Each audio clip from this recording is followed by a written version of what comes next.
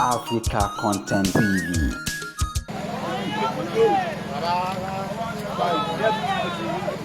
Bàbá Ọ̀yọ́ wọ́n lọ tọ̀lọ̀ lẹ́yìn bẹ́ẹ̀. Wọ́n tọ́ mi wá. Ọ̀yọ́ fẹ́ bọ́. Ọ̀gá tó mẹ́tò. Wá ṣẹ́tò.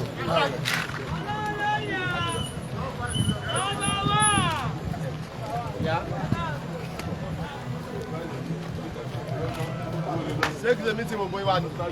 Ẹ máa lọ síbẹ̀. Ọjà lájì, wálé.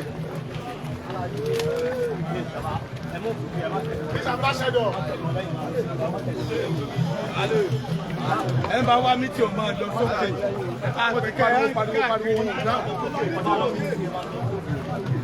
Ẹ bá wá sí ìsìnkú ìkọjá sí ìsìnkú. Ẹni bá wá sí ìsìnkú ìkọjá sí ìsìnkú.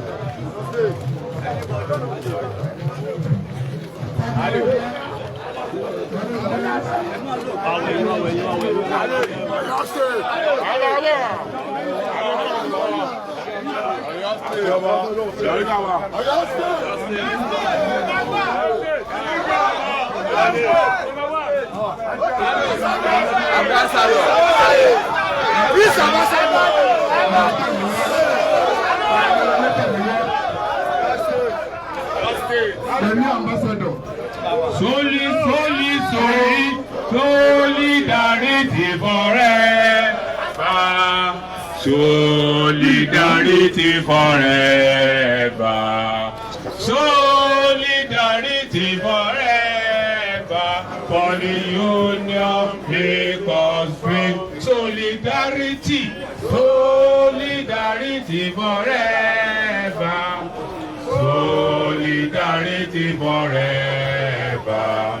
Solidarity forever. For the union make us strong. Park manager, management, tire room, aluta, everything. Wait for your time. For your time. Park manager, the go for national anthem. The national anthem.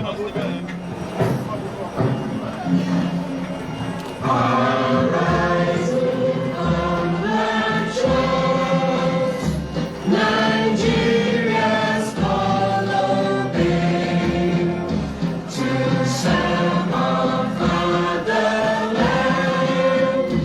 with love and strength and faith.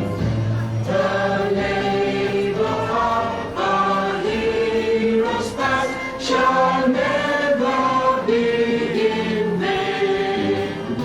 To serve with hope and might, one nation bound in freedom, peace and unity. The state anthem.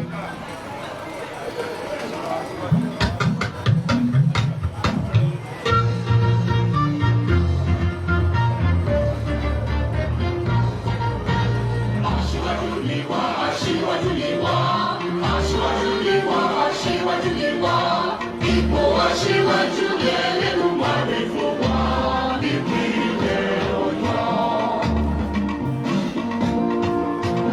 Ìpínlẹ̀ Ọ̀yọ́ ẹ jẹ́ ká ṣe kiri, ọmọ Ọ̀yọ́ ká jẹ́ pa wá bọ́ṣẹ́. Ká bára wa sọ̀rọ̀, ká sòdodo, ká ṣòun tó tọ́ tó dára. Nígbà gbogbo, níbi gbogbo, ìpínlẹ̀ Ọ̀yọ́. Onírẹ̀yìn o, lójú mi, onírẹ̀yìn o. Onírẹ̀yìn o, nígbà tèmi, onírẹ̀yìn o. Èmi aṣọ tó tọ́ tó dára, nígbà gbogbo, níbi gbogbo, fún ilẹ̀ Ọ̀yọ́. Aṣíwájú ni wá, aṣíwájú ni wá, aṣíwájú ni wá. Aṣíwájú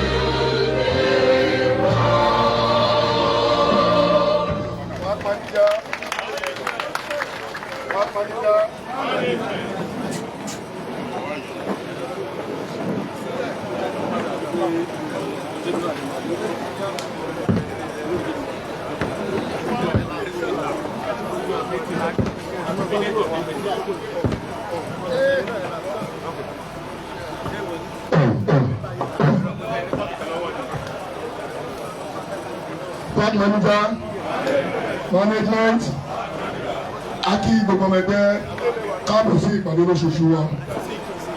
Ìpàdé ayọ̀ náà máa ṣe o. Ọlọ́run yóò dúró tì wá. Àsìkò alága wa, Alhaji Abdulwasi, Olúwatọ́mi wá ọmọlẹ́wà yóò mọ̀ sọ́wọ́ sí dáadáa o. Gbogbo aláàrùn tí wọ́n ṣe mọ̀. Ẹ̀rí pé tá a bá wọ àárín wa, a rí àwọn àlejò tí wọ́n bá ṣèpàdé rí. Nígbà tá a bá dé ibẹ̀, àwọn ọ̀gá wa wọ́n mọ̀ fi wọ́n hàn gbogbo lé. Lára àwọn iṣẹ́ tí alága wa gbé tí wọ́n ṣe láàrin ọ̀sẹ̀ nìyẹn. A lè rí pé gbogbo bó ṣe ń lọ yìí, gbogbo tí ò fẹ́ ṣẹlẹ̀ rí, a ti rí ní àsìkò Alhaji tó bí wọn ọmọlẹ́wà. Ọlọ́ọ̀bá yóò bá wa fún un lápára. Òní rẹ̀ wọ́n gbàgbọ́ kan. Yóò máa gbé yín sókè. Ìjọ àjẹmbẹ́ àti máa dájú rẹ̀ wọ́n làwọn kò lẹ̀. Ẹ ṣe àdúpẹ́ o. Àdúpẹ́ ṣé o. Òkè lọ́wọ́ yóò máa lọ. Ó gbọ́ ìdánilẹ́kọ̀ọ́ tẹ̀ ṣe pátápátá ló wọ èmi létí. Mo ń kọ́lẹ̀ mo ń gbọ́ báyìí ni. Thank you very much. I wish you good night.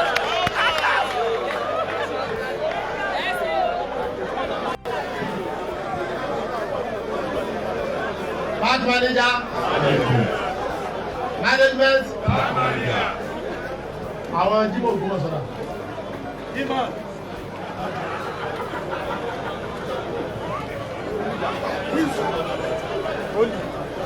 Oli. Ẹ pé àwọn yẹn wá. Wọ́n mú ẹjọ́ wá láti ìgbìmọ̀ sọ̀rọ̀. Wọ́n ní àwọn ìdárí sí àwọn ẹ̀dá kẹ́sì pé mákàlá pẹ̀lú ọdún. Wọ́n sì sọ pé àwọn alálẹ́ kan náà mákàlá ẹgbẹ́ káwọn wá ní kẹ́sì. Ọ̀gẹ́ báwọn ọmọ tó ní náà. Ọmọ ẹjọ́ yìí náà sọ́ni ẹ̀. Ọmọ tó ní náà. Àwọn ni ẹ jẹ́ ká tó wọ́n ní kàkiri.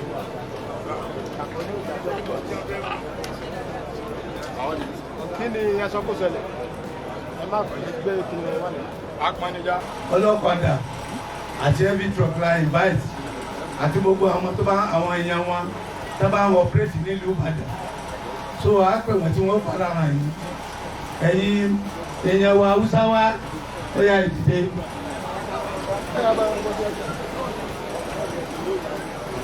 Sanute láfíà. Yaya Aiki. Yaya Gida.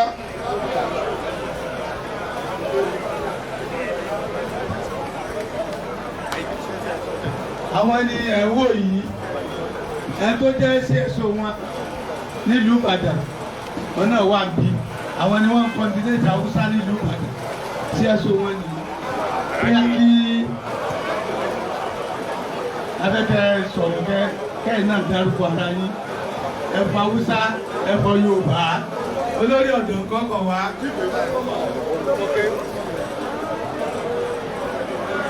Park manager. Ẹ kọjú sí ilé. Ẹ kọjú sí ilé. Àjí ọ̀gá wa. Ọlọ́run adúró tí wọ́n àti ìgbìmọ̀ àwọn ọ̀gá wa láti state. Ọlọ́run adúró tí wọ́n. A tún dúpẹ́ lọ́wọ́ Ọlọ́run nípa ara ọ̀gá wa tí wọ́n dìde láti wá sí ọ̀dọ̀ sékí wa láti wá gba àlàáfíà jọ wa. Ọlọ́run ní ba gbogbo ẹ̀jẹ̀ fún yín. Ọlọ́run adúró tí ẹ ṣe àwa ànídójú tì yín lágbọ́rọ̀ náà Ọ̀yọ́ state àti Ìbàdàn náà Ọlọ́run máa gbé wa ga. Ẹ ṣe mo dúpẹ́ sà pẹ̀lú orí ọ̀fẹ́ jẹ́ fún wa. A rẹ́dí láti cooperate pẹ̀lú gbogbo òfin tó wà ní park management and àwọn àbọ̀ fún òfin and a tún máa ṣiṣẹ́ pọ̀ pẹ̀lú obìnrin ìtẹ̀síwájú Ọ̀yọ́ state àti Ìbàdàn. Ẹ ṣe. Park manager. Akí gbogbo wa. Eléyìí ó jẹ́ ìwúrí fún wa nítorí kò ṣẹlẹ̀ rí. Àtọwọ́dà o. Ó wá ṣẹlẹ̀ báyìí ní agbára tọ́lọ́ ìyàtọ̀ tó dán mọ́ra Ọlọ́run ó sì máa fún wa ṣe. Lágbọ́rọ̀ Ọlọ́run ìlú Ìbàdàn ní bàjẹ́, ìlú Ọ̀yọ́ state kò ní bàjẹ́, Nàìjíríà ò ní bàjẹ́. Alága Ọlọ́run yóò tì í lẹ́yìn àti gbogbo àwọn ẹ̀mẹ̀wà kò ní bàjẹ́ fún gbogbo wa. ẹ bá wa fi Hausa sọ. Assalamu alaikum wa rahmatullahi wa barakatuh. Wa alaikum salam wa rahmatullahi wa barakatuh. A gurguje